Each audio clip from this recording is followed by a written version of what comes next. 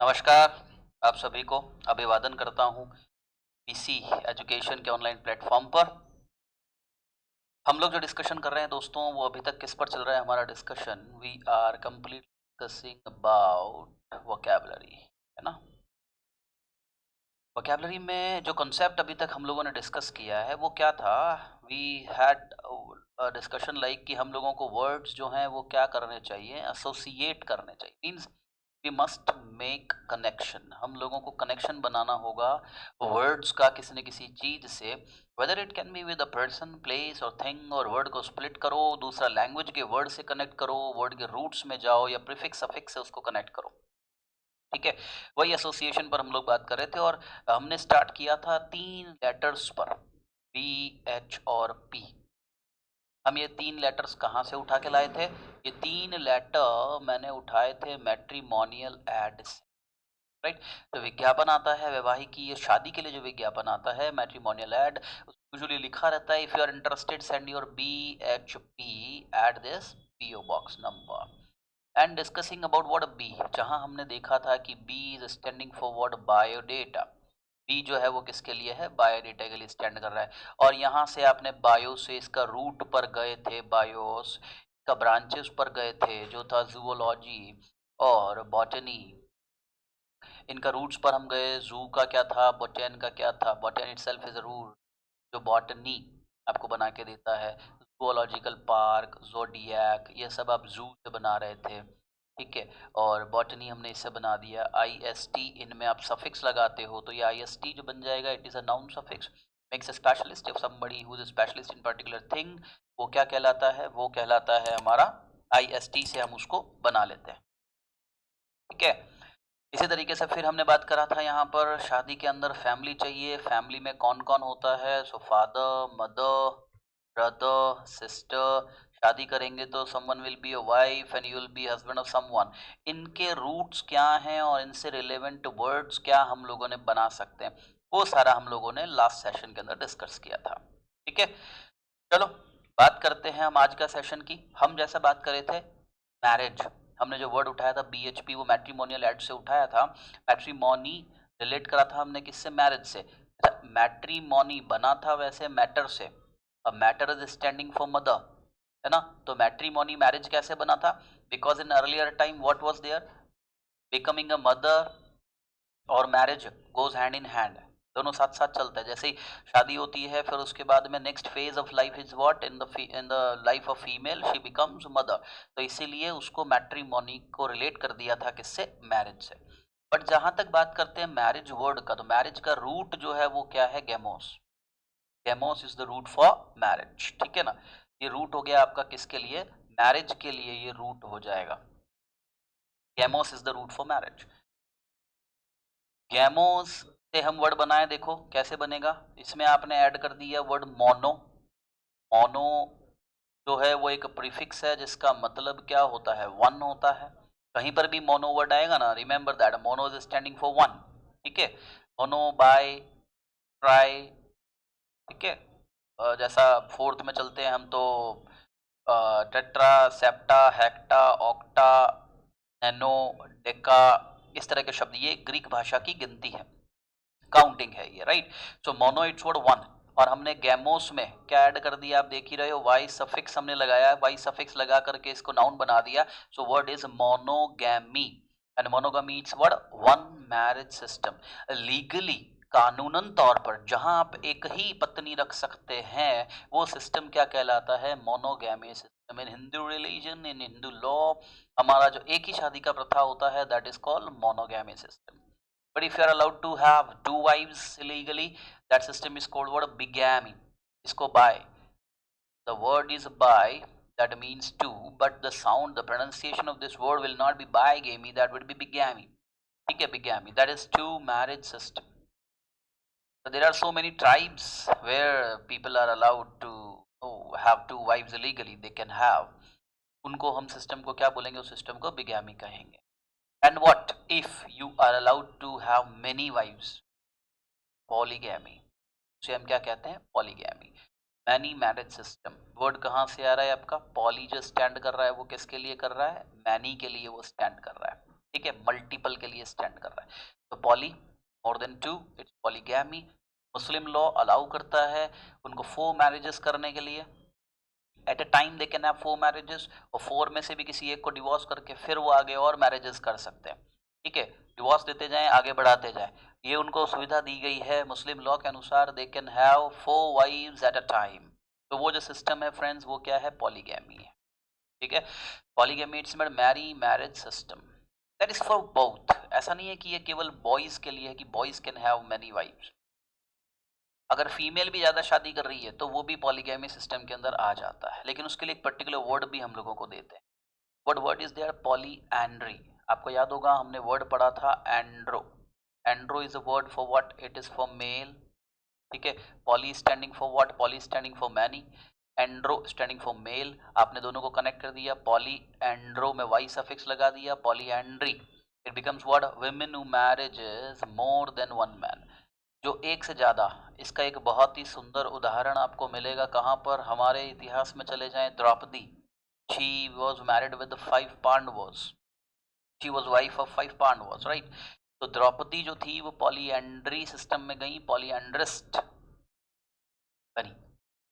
आज भी ऐसा होता है। कुरुक्षेत्र वाला जो इलाका, that was known as Pandavas region, उसके अंदर जो पुराने लोग हैं, जो those who are following their tradition, उनमें आज भी यही होता है। उन इलाकों के अंदर जो एल्डेस्ट ब्रदर उन लोगों का है, ही गेट्स मैरिड, और वो जो पत्नी आती हैं वो सभी भाई 3 4 5 जितना भी है उन सब का वाइफ बन के रहती है। तो आज भी ये सिस्टम फॉलो किया जाता है। Although the government has banned it, government ने इसको बैन कर दिया, like in our area child marriage is a ban, but still they are happening. ऐसा ही पॉलीएंड्री जो है वो बंद कर दिया है, मगर फिर भी वो हो रहा है। There are so many reasons behind this polyandry. इसके पीछे बहुत सारे कारण थे। एक बहुत बड़ा इशू जो था वो क्या था? Property distribution. अगर आप हिस्ट्री में जाके पढ़ेंगे ना, तो there are so many tribes जो कि पॉलीएंड्री को फॉलो करती थी।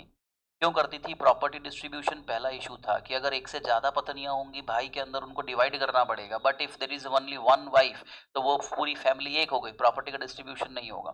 दूसरा एक और इशू क्या होता था? फीमेल्स की कमी होना। किसी ट्राइब के अंदर लड़कियों की कमी होती थी तो वहां पर भी इस सिस्टम को फॉलो किया जाता था। ठीक है, सो पॉलीएंड्री इट मींस व्हाट? एक ऐसा सिस्टम जहां पर वुमेन जो है वो एक से ज्यादा पुरुष पति के तौर पर रखती है, वो पॉलीएंड्री सिस्टम कहलाता है। ठीक है, फिर देखिए हम अगला, polygyny. Polygyny it's what? Man who marries more than one women. देखो, पॉलीगैमी कॉमन था दोनों के लिए। अगर फीमेल ऐसा कर रही है तो आप उसके लिए स्पेशली वर्ड पॉलीएंड्रिस्ट कर सकते हो, और पॉलीजेनी कर सकते हैं हम मैन के लिए। गायनी, ये वर्ड आया कहाँ से है? ये वर्ड आपने लिया है गायनी से। Gynae it's word female. ठीक है, पॉली आप पॉलस देख ही रहे, राइट? तो ये पॉली वर्ड कहाँ से आ रहा है? Polys, that means many.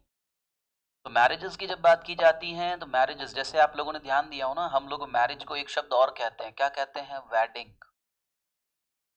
Can you tell me what is the difference between wedding and marriage? Can you guess it? Why when anybody when he proposes, then he always say will you marry me? हमेशा proposal में क्या आता है? Mary word इस्तेमाल करते हैं। वहां कभी भी वो नहीं बोलते will you wed me? Why? But whenever we are writing in any invitation card of marriage, then we used to write that X weds Y. Why don't we write X marries Y? Why wedding anniversary is correct but marriage anniversary is incorrect? Marriage anniversary हम बोलते हैं, मगर वो incorrect word होता है। Correct word क्या है? Wedding anniversary है। See what is the difference between marriage and wedding? इसको तुम बड़ा आसानी से अंडरस्टैंड कर सकते हो। स्प्लिट कर दो इस वर्ड को, मैरी प्लस एज। मैरी और age. Age means if you are with somebody for ages, आप उसके साथ पूरा एज स्पेंड करना चाहते हो, उसको हम क्या बोलते हैं? मैरिज कहते हैं। When you are going to propose anybody, that simply means what? That you want to spend life with her or him. That's why you are saying will you marry me? But wed, हम invitation में wed क्यों लिखते हैं? Because it is for ceremony. ठीक है, जो ceremony है उसको हम वेड कहते हैं, राइट? एक होने का जो सेरेमनी है दैट्स कॉल्ड वेड। तो इसीलिए wedding anniversary must be the correct one, rather marriage anniversary. That's a simple difference.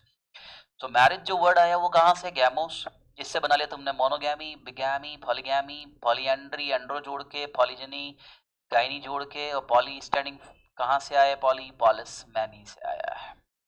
ठीक है, शादी के अंदर क्या जरूरी होता है जी? एंड्रोस आप देख ही चुके हैं पहले, Andros standing for mail. Married life तभी अच्छे से गुजरती है फ्रेंड्स जब देयर इज नो ईगो। अगर हस्बैंड और वाइफ, हस्बैंड के लिए आपने क्या रूट पढ़ा था? मैरिटस। वाइफ के लिए क्या रूट पढ़ा आपने? चोर। राइट रखिए, याद रखिएगा इसको, हस्बैंड एंड फॉर वाइफ। जब हस्बैंड और वाइफ दोनों में क्या नहीं हो? ईगो नहीं हो। Ego, ego is standing for what? Ego is standing for I. It is root for I, it is for self. Means जहां कहीं in any relationship I'm talking about, whether you are friend, you are having relationship of husband and wife, your brother sister, कोई भी relationship है, अगर उस relationship में ego indulge हो जाता है तो रिलेशनशिप सरवाइव नहीं कर सकता है। ठीक है, ego. So let's discuss what the word can we derive from word ego. Ego को हमें निकालना है अपना रिलेशनशिप से, क्योंकि ego is standing for what? I. Those who have ego they always think about themselves. वो हमेशा अपने बारे में सोचेंगे, क्या मुझे बेनिफिट होगा, दे विल थिंक अबाउट। तो ईगो से हम वर्ड बना लेते हैं, क्या बनाया हमने? Egoist. Ego plus IST, what is there? Egoist. It is a noun guys, it is a noun, याद रखिएगा। A conceited and self-centered person, that one is selfish, that is egoist। ठीक है, हिंदी में you know very well selfish, it's what a kind of fish which is very bad। ये बहुत मछली है जो बहुत गंदी होती है, that is what selfish, जिसको बेचा भी नहीं जा सकता, we cannot sell that fish। एक ऐसा व्यक्ति जो conceited है और self centered है, every time he thinks about मुझे क्या फायदा है, मुझे क्या मिलेगा, that kind of people are what? Egoist. ये क्या होते हैं? ईगोइस्ट काइंड ऑफ पीपल होते हैं। आईएसटी मैंने बताया ही था आपको, it is a noun suffix, तो आप देख रहे हैं आईएसटी लगाने पर क्या बन रहा है? नाउन आपको मिल रहा है। ईगोइस्ट में हम चलें फिर आगे, एक और वर्ड बना सकते हैं, that is egoist, that is again a noun. But ये कौन है? Who talks about one's accomplishment, जो केवल खुद ने क्या किया है उसके बारे में बात करेगा। मैं वहां गया, मैंने ऐसा किया, मैं वो गया, मैंने ऐसा किया, मैंने वो किया, वुड यू बिलीव मैं ऐसा करके आया हूँ, तुम्हें पता ही नहीं है मैंने ऐसा कर दिया है। These kind of people are called egotist, they always talk about themselves. Hindi में कहते हैं अपना बिगुल बजाना, इंग्लिश में कहते हैं to blow one's own trumpet. ठीक है, जो अपनी ही गाने गाते रहते हैं, they try to prove themselves कि हमारे जैसा कोई भी नहीं है, आई एम दी बेस्ट। वो क्या है? ईगोटिस्ट कहलाते हैं। ठीक है, तो हम कैसे कह सकते हैं? We can say I is the greatest concern in the egotist's mind. दोनों का डिफरेंस ध्यान से समझ लेना। ईगोइस्ट जो लोग होते हैं उनके दिमाग में क्या चीज घर करके रहती है? मैं। और ओवर यूज्ड होता है ये वर्ड ईगोटिस्ट के द्वारा। समझ गए? ईगोटिस्ट बात करेगा मेरे बारे में, मतलब खुद के बारे में। ईगोइस्ट क्या करेगा? मुझे क्या फायदा है ये उसके अंदर देखता है। तो that is the difference between egoist and egotist. बहुत सारे लोग दोनों को सेम कर देते हैं, but there is a slight difference in the uses. Take care of that, always mind what are the differences between two kind of similar words while we use. So egotist is the one, जब भी वो action लेगा, कोई काम करेगा, उसके दिमाग में सबसे पहले क्या आएगा? I. And egotist is the one who speaks, जब भी वो बोलेगा he'll talk about what? I। that is the difference। ठीक है ना? ईगोइस्ट से थोड़ा और ऊपर चले जाएं तो हमें क्या मिल जाता है? Egocentric. The word is word egocentric. It can be used both as a noun and as an adjective. One who is excessively one who is excessively fixated on his own desires, needs, self-absorbed। Selfish भी यही करता है, लेकिन egocentric जो हो जाता है उसको तो अपने अलावा और कोई दिखेगा भी नहीं, कभी नहीं दिखता है। क्या लिखा है? एक्सेसिवली। ठीक है, तो वो केवल और केवल अपनी डिजायर्स, अपनी नीड्स को सेटिस्फाई करना चाहता है। He is called word egocentric. Egocentric word कहां से लिया? Ego plus Centrum. Centrum is a Latin word that stand for centre. I have seen a shop, shop even देखो आजकल लोग जो हैं वो इस तरह के वर्ड इस्तेमाल करने लगे। I have seen a shop जिसका नाम जो था वो क्या था? Money Centrum. अपने शॉप का नाम क्या रखा? Money Centrum. Why? Because the one was working in finance field. ठीक है, तो उसने शॉप का नाम क्या रखा, मनी सेंट्रम। वो सेंटर भी रख सकता था बट टू लुक अट्रैक्टिव, ठीक है, एक अच्छा इंप्रेशन देने के लिए उसने सेंट्रम वर्ड को यूज किया। तो centrum is the root, actually root for centrum, egocentric. देखो, they are of the opinion that the man is egocentric by nature, ये मैंने एज एन एडजेक्टिव इसको यूज कर लिया। मैं आपको यूज समझा रहा हूँ, ईगोसेंट्रिक नाउन और एडजेक्टिव, ठीक है।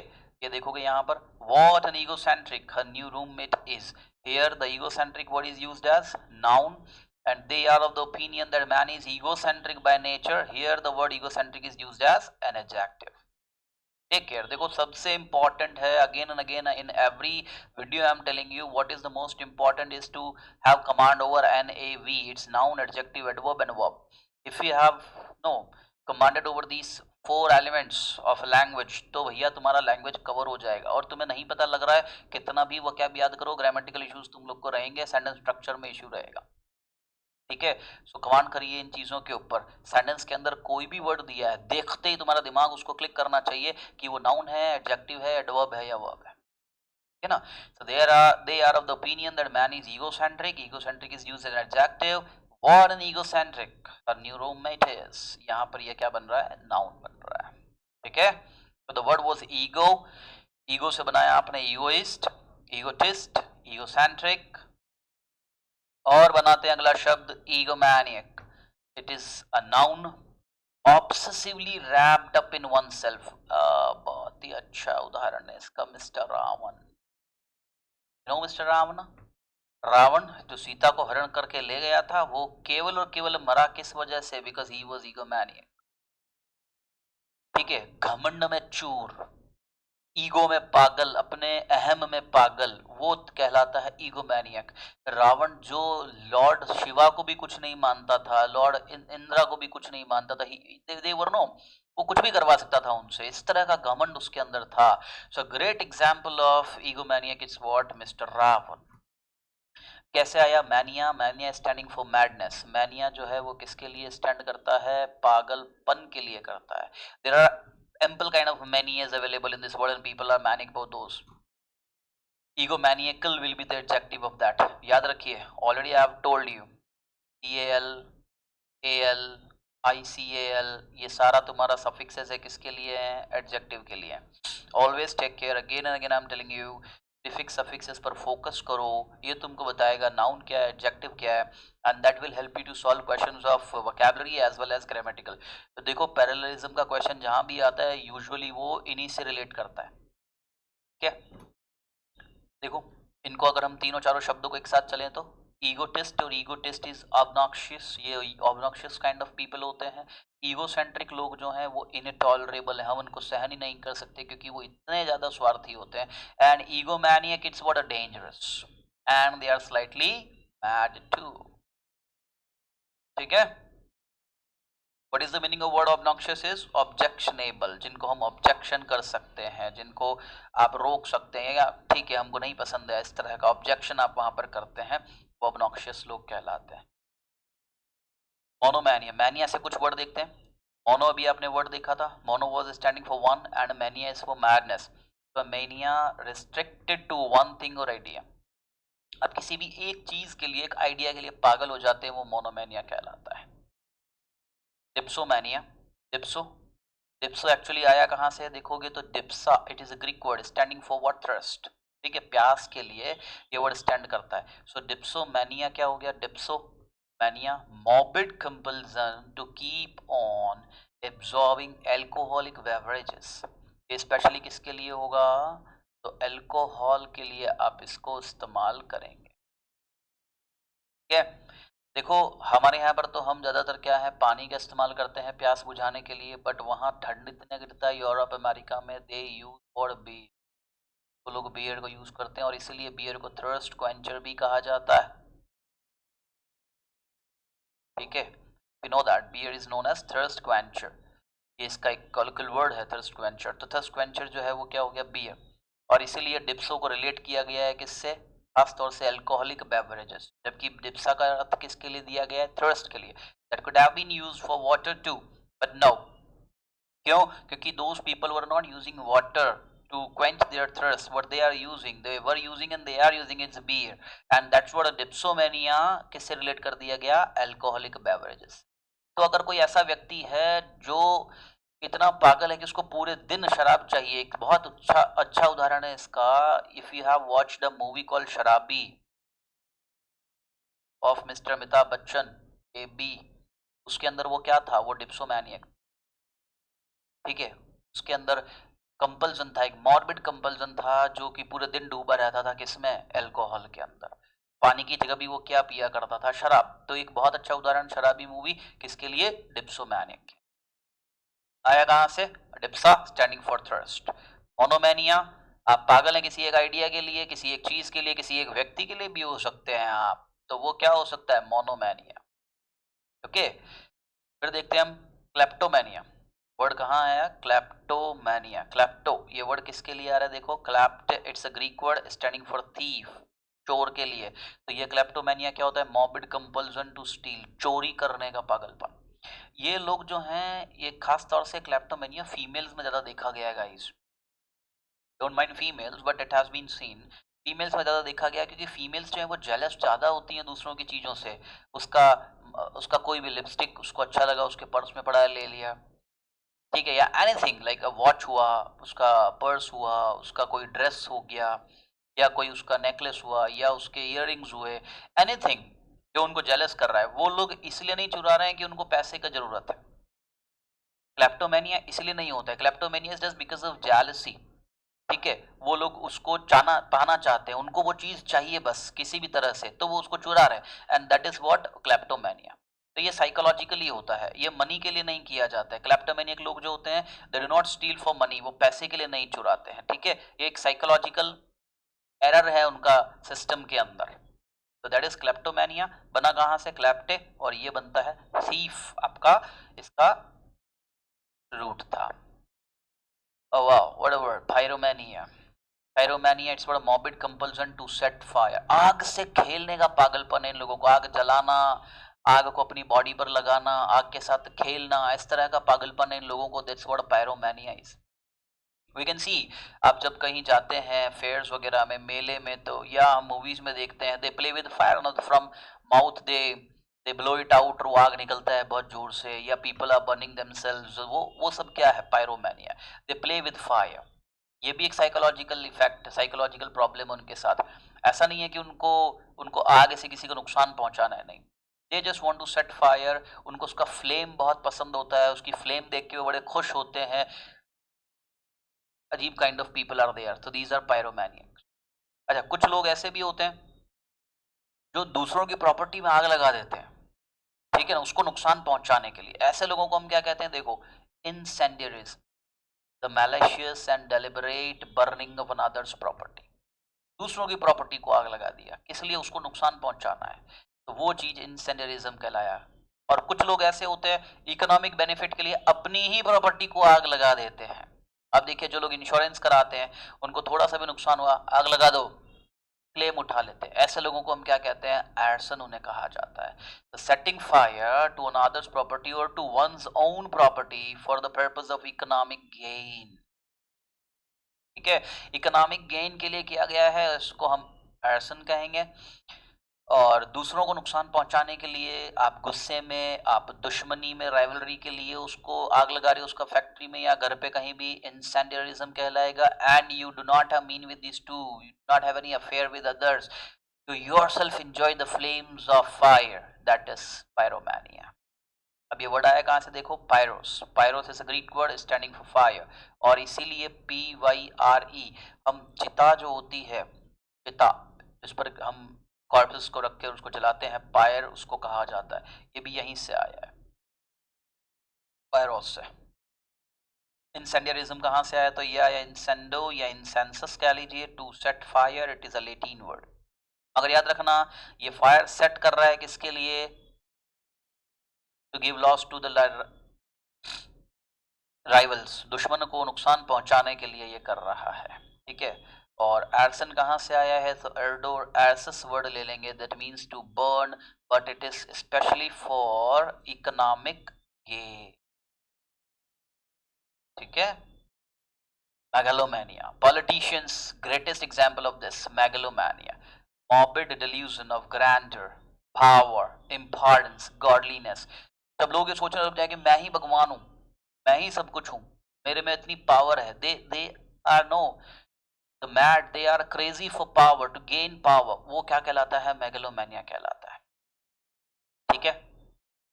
जैसे आप उदाहरण लें, इसके अंदर हमारे पास में एक बहुत अच्छा उदाहरण है करंट टाइम के अंदर इसका, Kim Jong. He is obsessed with word megalomania, right. अगर आपने यस्टरडे का न्यूज़पेपर भी पढ़ा हो तो उसमें वो क्या बोल रहा था, हम हमारी सैनिक ताकतों को बढ़ाते जा रहे हैं. वहाँ कोई अटैक नहीं करने वाला. कोरियन, उत्तरी कोरिया, नॉर्थ कोरिया के जो लोग हैं उन लोगों को इंटरनेट ही नहीं मिलता है. They do not know about the rest of the world. They are being given the news only of what about the North Korea. उनको पूरे दुनिया से काट दिया है. But still that guy is no wanted to be the most powerful man in the world, और वही उसका मेगलोमैनिया है. ठीक है. और इसीलिए वो आए दिन टेस्ट करता रहता है, नया मिसाइल लॉन्च किए, वो सब कुछ. That is what a megalomania is. ठीक है. ये वर्ड कहाँ से आता है? ग्रीक का मैगस, इसका मीनिंग है ग्रेट, बिग या लार्ज. तो मैगस, मेगा, आपने वर्ड सुना ही होगा ना, मेगा फेयर. मेगा आप सुनते हो, मेगा कहीं भी वर्ड ले लें, हिंदी वाला नहीं है, अंग्रेजी वाला मेगा, इंग्लिश वाला मेगा. सो मेगा वर्ड आया यहाँ से Magas, because mega it standing for great, big और लार्ज के लिए हम बात कर रहे हैं. ठीक है. फिर देखोगे तो निम्फोमैनिया. The word is what? Nymphomania. Nymphomania is specially used for females का, ये केवल फीमेल्स के लिए इस्तेमाल किया जाता है निम्फोमैनिया वर्ड. एंड तुम्हें बड़ा आसानी से इसका उदाहरण दे देता हूँ, तुम लोग समझ जाओगे. अगर तुमने मूवी देखा है बेसिक इंस्टिंक्ट, देखा है क्या? Sharon Stone, basic instinct 1, 2. Sharon Stone, she was looking damn hard in that movie, Basic Instincts. She was what a nymphomaniac in that. वो उसमें क्या थी? nymphomaniac थी. नहीं देखते हो English movies, no problem. Hindi में चले जाओगे तो भी बहुत सारी मूवीज मिलेंगी ऐसी फीमेल्स पर. Those who had intense desire of sexual intercourse. ऐसी फीमेल्स जिनके लिए, जिनमें इंटेंस डिजायर होती है किसके लिए? सेक्सुअल इंटरकोर्स के लिए. उनको हम क्या कहते हैं? निम्फोमैनिया उन्हें कहा जाता है. हिंदी में आप चलेंगे तो हमारा एक मूवी आया था बिपाशा बसु का, Jism. In that movie Bipasha was playing role of nymphomaniac. वो किसका रोल प्ले कर रही थी? निम्फोमैनिक का रोल प्ले कर रही थी. तो it was an intense Dzire but on the part of a female, on the part of a female for sexual intercourse. ठीक है. वर्ड कहाँ से लिया है? सर निम्फ के लिए लिया है. Nymph is standing for bride in Greek. और अगर यही मेल के पार्ट पर हो जाता है तो इसको हम सैटिरोमैनिया कहते हैं. ठीक है. Satyromania, intense desire on the part of male for sexual intercourse. ठीक है. वो सैटिरोमैनिया हो जाता है. तो निम्फोमैनिया, सैटिरोमैनिया, both are related with sexual intercourse, but nymph standing for bride and satyr standing for male at Greek word. Satyrs कह लीजिए, satyr कह लीजिए, that is for male. Phobia. जैसे मैनियाज होते हैं, हमारे पास इतने सारे मैनियाज अवेलेबल हैं, उसी तरह से फोबिया एक और हमारा साइकोलॉजिकल इशू रहता है. और फोबिया जो है वो किसके लिए आता है? It is for fear. That's a Greek word. Phobia it's for fear. जैसे कॉमन फोबिया की बात करें तो claustrophobia. Claustrophobia standing for what? Dread of being physically hemmed in और ऑफ इनक्लोज्ड स्पेस. सकड़ी जगह में, सकड़ी जो जगह होती है, संकरी जगह का डर जो है वो क्या कहलाता है हमारे लिए? क्लास्ट्रोफोबिया कहलाता है. Great example, lift. अगर आप थोड़ा सा देखो, I have keen interest in Bollywood and Hollywood, तो मेरे सारे एग्जाम्पल तुम्हें वहीं से मिलेंगे. और उसका एक और कारण भी होता है कि maximum people know them. Giving an example of Ajay Devgan, he has what? Claustrophobia. वो क्लस्ट्रोफोब है. वो क्यों है? क्योंकि वो लिफ्ट में जाने से डरता है. क्योंकि एक बार उसका लिफ्ट बंद हो गया था बीच में तो वो डर गया, उसके बाद उसने कभी लिफ्ट में जाना छोड़ दिया, इतनी सकड़ी जगह कुछ हो गया तो वो जगह जो है वो डर जो है क्लास्ट्रोफोबिया होता है. छोटे बच्चे जो होते हैं, भीड़ में आप उनको ले जाओ, बहुत भीड़ होती है, बहुत से लोग वहाँ क्या सोचते रहे, मैं दम घुट जाएगा, मर जाऊंगा. That is claustrophobia. ठीक है. सो सकड़ी जगह, नैरो स्पेसेस जो होते हैं, उनका जो डर है वो कहलाता है क्लास्ट्रोफोबिया. कहाँ से आया? सो क्लास्ट्रम लैटिन वर्ड है, इनक्लोज्ड प्लेस के लिए ये इस्तेमाल किया जाता है. ऐसा ही चलते हैं हम नेक्स्ट पर. तो agoraphobia, morbid dread of open space, खुली जगह का, खुली जगह में जाने पर, जैसे डेजर्ट. वहां गए तो हमें डर लगने लगता है। जैसे बहुत बड़ा मार्केट एरिया हो, क्योंकि एगोरा जो वर्ड है ना वो आया कहाँ से, agora Greek word that means market place. तो people having fear of what, open space, उन्हें खुली जगह का डर लगता है, वो डर क्या कहलाता है, एगोराफोबिया कहलाएगा। Acro standing for height, across Heights के लिए होता है। याद रखो ज्यादातर ग्रीक में जहां के आता है ना, इंग्लिश में वो के सी में चेंज हो जाता है। ठीक है, जैसे एक एग्जांपल यहाँ दिख रहा है आगे और आई विल गिव यू। तो जहां कहीं ग्रीक में रूट में एक्रो एक के है, लेकिन आप इंग्लिश में लाएंगे तो वो ए सी में चेंज हो जाता है। तो morbid dread of high places, ऊंची जगहों का डर, क्योंकि एक्रोस का मीनिंग क्या होता है, हाईएस्ट, ऊंचा। पीपल जिनको ऐसा डर है, जैसे मुझे ये डर है, या मैं बाजीगर मूवी का एग्जांपल लूं तो Shilpa Shetty, she was acrophobia था उसे। तो शाहरुख खान उसे मारता है किस तरीके से, ऊंचाई पर ले जाता है, और ये सोच करके लोग करते हैं कि भी उसे तो ऊंचाई का डर था, हो सकता है डर के गिर गई हो। That is acrophobia. आप किसी ऊंची बिल्डिंग पर जाए, नीचे देखें, आपको चक्कर आने लगते हैं, आप पीछे हो जाते हैं, दैट इज व्हाट, एक्रोफोबिया। ठीक है, आप किसी हिल स्टेशन पर जाएं, आप पहाड़ी से नीचे देखें, बहुत से लोग होते हैं, आपने देखा होगा पहाड़ी पर जब चल रहे होते हैं, ट्रैवल कर रहे होते हैं, they are moving moving moving, और जैसे नीचे देखते हैं उन्हें चक्कर आने लगता है, डर आने लगता है उनको, they start feeling what, wretch, तो वो क्या हो गया, एक्रोफोबिया। ठीक है, एक्रोफोबिया आया कहां से, एक्रोस, एक्रोबेटिक्स भी आप इसी से बनाते हैं। इस वर्ड को ध्यान से देखना, प्रिस्कैडेकोफोबिया। ठीक है, triskaidekaphobia, morbid dread of number 13। 13 number से बहुत सारे लोग डरते हैं। 13 नंबर जो है, नंबर 13 बहुत सारे लोग अपने ना फोन में रखते हैं, ना उनका गाड़ी का नंबर होता है, ना मोबाइल नंबर होता है, they do not have this number 13। Number 13 को एक अनऑस्पिशियस नंबर कंसीडर किया जाता है, जैसे हम लोग 17 को करते हैं वैसे 13 को भी करते हैं, और इसका जो डर है वो क्या कहलाता है, ट्रिस्कैडेकाफोबिया। ये दो वर्ड से मिलकर बना है। ट्रिस्काई मतलब होता है 3 ग्रीक में, और डेका जो मैंने थोड़ी देर पहले कहा था, इट इज फॉर 10। तो 3 और 10 13 बन गया। अच्छा देखो, तुमने वर्ड पढ़ा था मैटर, मैटर से मैंने कर दिया अगर यहाँ पर क्या, मेट्रोफोबिया। तो मेट्रोफोबिया क्या, आप इसका मीनिंग बता सकते हैं क्या होगा, phobia standing for fear, matter standing for mother, obviously fear of mother. ये क्या बन गया आपका, फियर ऑफ मदर। कुछ लोग जो है वो मम्मी से डरते हैं, लोग माँ से नहीं डरते हैं, तो वो किससे डरते हैं, फिर पप्पा से। And the word is what, phobia of father, that is patrophobia, fear of father. ठीक है, और कुछ लोग जो है ना माँ से डरते हैं ना पापा से डरते हैं, भगवान उनको छोड़ता नहीं है, उनके लिए किसी को भेजता है कि तू इससे डरेगा, जरूर डरेगा, और वो जो डर है वो क्या है, uxorophobia. Uxorophobia is what guys, fear of wife. सोर आपने पढ़ा था, दैट वाज फॉर वाइफ, तो fear of wife is what, uxorophobia. पति से डर होगा तो पति के लिए मैरिटस था, तो आप इसको कर सकते हो मैरिटोफोबिया, फियर ऑफ हस्बैंड, जो कि कहीं पाया नहीं जाता है, maritophobia, fear of husband. Fratro, fratro will be standing for what, यानी गैसेस, राइट, फॉर ब्रदर, तो fratrophobia is for brother. Sororophobia standing for what, correct, sororophobia standing for sister, right. तुम यहाँ किसी में भी लगाओ, मैंने गैमो के साथ लगा दिया इसको, सो वर्ड क्या बन गया मेरा, गैमोफोबिया बन गया। तो गैमोफोबिया क्या हो जाता है, फियर ऑफ मैरिज हो गया। मैं एंड्रो के साथ इसको लगा दूंगा तो मेल का डर हो जाएगा। मैंने गाइनी के साथ इसको लगा दिया, गाइनोफोबिया, तो मेरा फीमेल का डर हो जाएगा।